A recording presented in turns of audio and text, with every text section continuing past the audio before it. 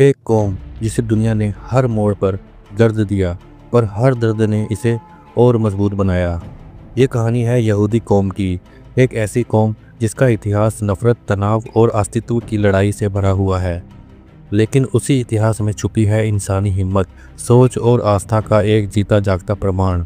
आज हम बात करने वाले हैं यहूदी इतिहास की सच्चाइयों की, जिसे दुनिया ने कभी समझा नहीं, और जब समझा तब तक बहुत देर हो चुकी थी। तो चलिए शुरू करते हैं यहूदी इतिहास की उस कहानी को, जो सिर्फ एक कौम का सफ़र नहीं बल्कि पूरे मानवता के ज़मीर का दर्पण है।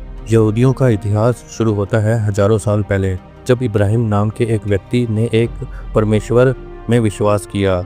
इसी विश्वास से जन्म हुआ यहूदी धर्म का। इब्राहिम के बेटे इसहाक और उसके बाद जैकब, जिसे बाद में इसराइल कहा गया, उनके वंशजों को कहा गया बानी इसराइल, यानी इसराइल के संतान। इसी नाम पर आगे चली यहूदी कौम की कहानी। वो पहली कौम थी जिसने कहा एक ही ईश्वर है और वही सबसे बड़ा है। ये बात उस दौर में कहना जहाँ हर गांव, हर शहर अपने अलग अलग देवता बनाता था, एक क्रूर पाप माना जाता था।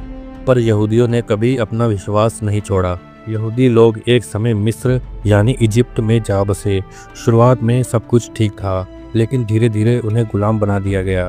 फारो ने उन पर अत्याचार किया, उनसे मजदूरी करवाई गई, उनके बच्चों को मार दिया गया। और तब आए प्रोफेट मूसा। मूसा ने यहूदियों को मिस्र से निकाला। यही था एक्सोडस, यहूदी इतिहास का एक टर्निंग पॉइंट। मूसा ने उन्हें माउंट सिनाई पर 10 हुक्म दिए, जो आज भी यहूदी धर्म के मूल सिद्धांत हैं। पर यह सफ़र आसान नहीं था। ये लोग 40 साल तक रेगिस्तान में भटकते रहे, पर विश्वास कभी नहीं छोड़ा। आखिरकार यहूदी लोग जेरूसलेम पहुंच गए और वहां बनाया सोलोमन का मंदिर। यह था उनका सबसे पवित्र स्थान। पर उस पवित्र स्थल को भी दुनिया ने बर्बाद कर दिया। बेबीलोन के शासक आए, उन्होंने मंदिर तोड़ दिया, यहूदियों को फिर से बंदियों की तरह ले गए।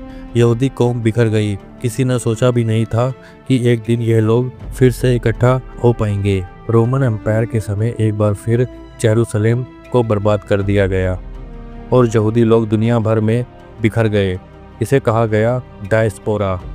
उन्हें हर देश में परदेसी समझा गया। कभी यह लोग अपने घर वापस नहीं जा सके, लेकिन इन बिखरते कदमों में भी शिक्षा, विज्ञान, अर्थव्यवस्था और धार्मिक विचार जीवित रहे। यहूदी जहाँ भी गए अपना प्रभाव छोड़ा, पर उन्हें कभी पूरी तरह अपनाया नहीं गया। और फिर आई 20वीं सदी की सबसे भयावह घटना, हिटलर का जर्मनी और उसका नाजी रूल। यहूदी लोगों को कहा गया, तुम गंदे हो, तुम कमज़ोर हो, तुम इस दुनिया के रोग हो। और शुरू हो गया होलोकॉस्ट, एक ऐसा सफाया जहां 60 लाख यहूदियों को गैस चैम्बर, कंसंट्रेशन कैंप्स और भूख से मार दिया गया। ऑश्विट्ज, टाचाऊ, ट्रेबलिंका, इन नामों में छुपी है इंसानी बर्बरता की चीखें।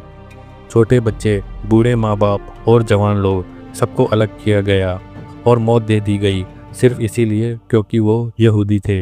होलोकॉस्ट के बाद दुनिया ने पहली बार यहूदियों के साथ अन्याय को समझा, और तब 1948 में जन्म हुआ इज़राइल नाम के एक नए देश का। यहूदी कौम जो 2000 साल से दुनिया में भटकती रही, आखिर अपने घर लौट आई, लेकिन शांति फिर भी नहीं मिली। आज भी इज़राइल एक संघर्ष का केंद्र है, पर यहूदियों की हिम्मत, उनका जीवित रहना एक मिसाल है मानव अस्तित्व की जीत का। आज यहूदी समाज दुनिया के सबसे पढ़े लिखे, विज्ञान में आगे और आर्थिक रूप से मजबूत समाजों में से एक हैं। हर मुश्किल, हर संघर्ष के बाद भी ये लोग जीवन में आगे बढ़ते रहे।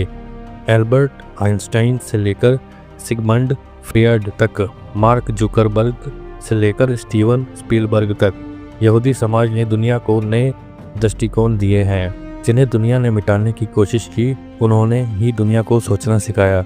ये कहानी है यहूदियों की, एक कहानी दर्द की नहीं, एक कहानी है जीत की।